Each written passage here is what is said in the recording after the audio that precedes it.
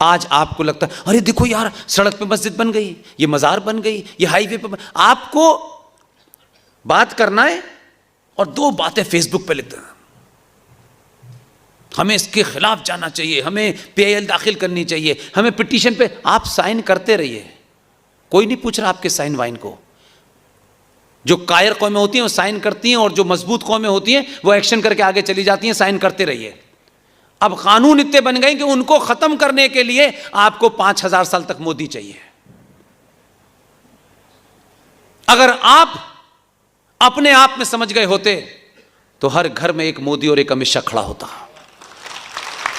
और कोई ताकत आपकी चीजें नहीं छीन सकती थी। लेकिन हम सरकार के भरोसे बैठे हैं, सरकार करेगी।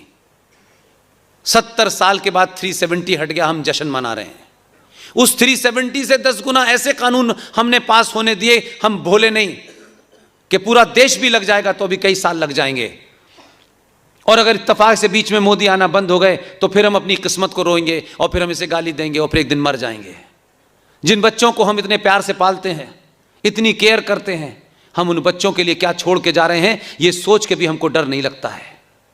बेटी इधर मत जाना, इधर खराब लोग रहते हैं, ये पानी मत पीना, ये गंदा पानी है, यहां ऐसा है वहां वैसा है, इसकी इतनी सुरक्षा करते हैं। लेकिन मरने के बाद ये नहीं सोचा कि वो जवान बेटी जब घर से निकलेगी तो उस इलाके में जो हम छोड़ के जा रहे हैं इतने जिहादी हैं कि हम उसकी इज्जत नहीं बचा पाएंगे। उसका इंतजाम हम आज भी नहीं करना चाहते, उसे नहीं करना चाहते, बात अलग है। उस बच्चे को भी सच नहीं बताना चाहते, कम से कम वो अपनी लड़ाई के कुछ साधन ढूंढ लेगा, वो भी नहीं बताना चाहते। हम बड़े पापी लोग हैं, हम जिम्मेदार हैं।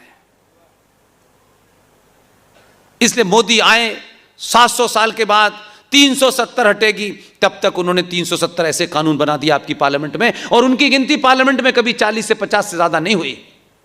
लेकिन वो इस दलाल और मक्कार और लालची समाज को जानते थे। उन्होंने अपनी ताकत से नेताओं को खरीद करके भारत की पार्लियामेंट में वो कानून बना दिए जो बन ही नहीं सकते थे। आपको 370 हटाने के लिए 70 साल लगे, 283 से 303 सीटें लगी, तब जाके 370 हटी। इतने सारी चीजें हैं लाइन से, अभी बहुत सारी चीजें हैं। ये देश और राष्ट्र, जब मैं कहता हूं भारत माता का नारा लगा रहे हो, भाई भारत माता है कहां, मुझे बताओ ना। इस कानून के तहत आपका अपना घर नहीं है। दिल्ली में एक 2 कौड़ी का, अगर वो अवेयर और ताकतवर लोगों को नोटिस भेजेगा तो ज्यादा बवाल मचेगा। इसलिए 85 ऐसी कॉलोनी है जहां कमजोर समाज के गरीब लोग रहते हैं। नोटिस भेज देता है वक्फ बोर्ड से कि आपका मकान वक्फ बोर्ड पे बना है, इसे तत्काल समाप्त कर दें, और नोटिस पुलिस को देता है, पुलिस खाली करा देती है। उन गरीबों की गिनती कोई नहीं सुन रहा, क्योंकि अमीर को तो लगता है हमारे पास आएगा तब देखेंगे। अगर अमीर को अपना घर बचाना है तो गरीब के साथ पहले दिन खड़ा होना होगा, ताकि आग आपके पास ना आए। लोगों ने मुझे इतनी देर सुना, पार्टियां, संगठन ये बनते बिगड़ते टूटते रहते हैं जीवन में। देश टूटता है, देश कभी कभी अपनी टूटे हुए टुकड़े को वापस भी ले लेता है। टूटे हुए टुकड़े को वापस लेने की चाह में जो अपना है उसे मत खो दीजिए। जो आपके पास है वो भी आपका नहीं है। इसलिए 1946 का नारा याद कीजिए। 1946 में नारा लगता था, मर मर के लेंगे पाकिस्तान, लड़ लड़ के लेंगे पाकिस्तान। मैं जिस विश्वविद्यालय में पढ़ा हूं, जहां पैदा हुआ हूं, वहां मेरे सामने नारा लगता था कि लड़ के लिया है पाकिस्तान, हंस के लेंगे हिंदुस्तान। वो नारा आज 2021 में एकदम सच साबित हुआ है। ना वो लड़ रहे, न कुछ इन्वेस्ट कर रहे, न लोकसभा की चुनाव जीत के वहां अपनी गिनती बढ़ाना चाहते। उसने इस समाज की कमजोरियों को उठाया, और कोई पार्टी मुस्लिम चला रही है, कोई आदमी ब्राह्मण ठाकुर कुछ और बना रहा है। योगी को निपटाना है कि इसने ब्राह्मणों को मंत्री नहीं बनाया, योगी से इसलिए नाराज हैं, मोदी से इसलिए नाराज हैं। ये हजारों साल से आप कर रहे थे, आप फिर ये कर रहे हैं। अगर ईमानदार हैं तो आप ये मान के चलें कि जिस चीज के लिए आप कर रहे हैं, मोगी योगी कोई ना कोई आएगा, आता रहेगा। अगर ये समाज चेतन हो गया तो ये राष्ट्र बचेगा, इसकी ज़मीन बचेगी। हम तमाम सारे लोग अपने निजी स्वार्थों को बाद में देख लेंगे, पहले ये ज़मीन, ये राष्ट्र की ज़मीन। और इसमें आखिरी बात कहता हूँ ताकि आपको और तार्किक और लॉजिकल हो जाए। आंध्र प्रदेश हाई कोर्ट ने वक्फ बोर्ड के एक मुकदमे को अपने पास लिया। क्योंकि वो जज हमसे भी ज्यादा पागल था, बहुत गुस्सा था उसमें। लेकिन उस जज ने भी वही काम किया जो मोदी योगी ने किया, लेकिन उसकी लिमिटेशन थी कि हम, और डेलिब्रेट करके उसने ये कहा कि मैं इसको सुन नहीं सकता लेकिन मैं जानना चाहता हूं, और उसके तहत उसने सारे डॉक्यूमेंट निकलवाए। ये आंध्र प्रदेश हाई कोर्ट के जज का ऑब्जर्वेशन है, ये मेरा नहीं है। उसने कहा भारत की जो टोटल लैंड एरिया है उसमें सबसे ज्यादा जमीन रेलवे के पास है, दूसरे नंबर पर सबसे ज्यादा जमीन डिफेंस के पास है, तीसरे नंबर पर सबसे ज्यादा जमीन वक्फ बोर्ड के पास है। आप भारत माता की जय करें। इसीलिए पूछ रहा हूं, कहां है भारत माता? बताइए। इस 15 साल, 16 साल, 17 साल, 18 साल की जनरेशन के सामने आपको अपना मुंह नीचे गिरा के शर्म नहीं आती? हमको मिला था आधा भारत तो चलो ठीक है, समझ में आता था, लेकिन 70 साल में हमने इस देश का सौदा कर दिया और हम चुप बैठे हुए हैं। कितने लोगों को अमेरिका और लंदन भेज देंगे आप? कौन कौन जाएगा यहां से? उनके यहां भी स्थिति खराब हो गई है, लेकिन अभी भी हमारे दिमाग में यही घूम रहा है, घर अपना नहीं है और दुनिया की बात कर रहे हैं। एक एक घर आपके हाथ से निकल गया है। इसीलिए बंगाल में हो रहा है। वो पागल नहीं है कि बंगाल में कर रहे हैं, पंजाब में कर रहे हैं और कश्मीर में कर रहे हैं। आचार्य चाणक्य को भी अगर आपने पढ़ा होता, उस सीरियल को भी अगर आपने देखा होता, तो भी कुछ आपको समझ में आ जाता कि है क्या खेल ये।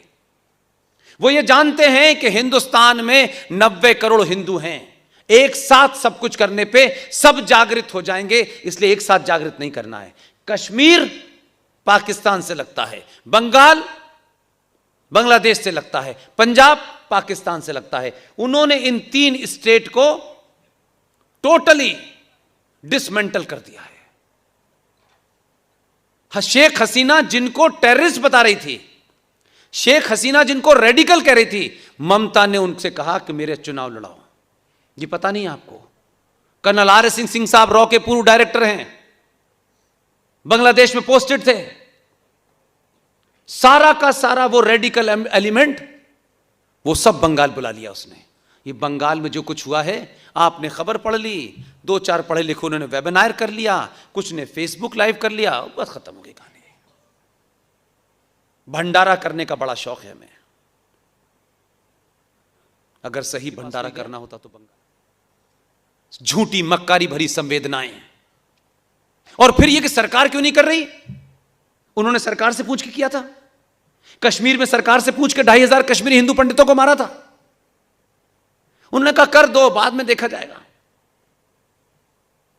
हम देखने के लिए पैदा हुए हैं, अफसोस करने के लिए पैदा हुए हैं, सिर्फ ताली बजाते हैं हम।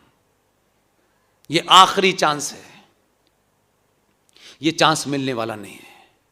पहली बार दुनिया ने आपकी ताकत को देखा है, अगली बार ध्यान रखिएगा, आपसे मुकाबला करते वक्त जो आपकी सामूहिक शक्ति है उससे बड़ा हथियार इस्तेमाल होगा। इसलिए इस गलतफहमी में रहिए कि ये ऐसे ही रहेगा। वो ताकतें आपको दूसरी ज्यादा, आपसे ज्यादा ताकत का इंतजाम करके आपके मुकाबले पे खड़े होने जा रही हैं, और आपकी अगर यही कायरता ये रही तो मास लेवल पर वही होगा जो 16 अगस्त 1946 को बंगाल में डायरेक्ट एक्शन हुआ।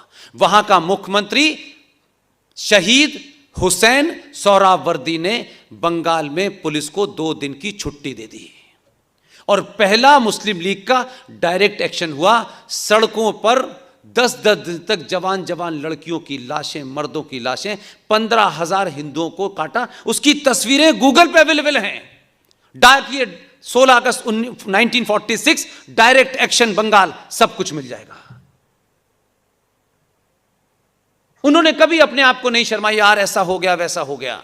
और आज भारत में आपके आदमी ने 2002 करा, 90% हिंदू उसके विरोध में खड़ा था, उसके दुश्मन थे। मुझे उसमें समझ में आता है, हमारे समाज को अच्छा दिखना है। 2002 ना होता तो रात को यहां प्रोग्राम ना हो रहा होता। बहुत बहुत धन्यवाद, थैंक यू।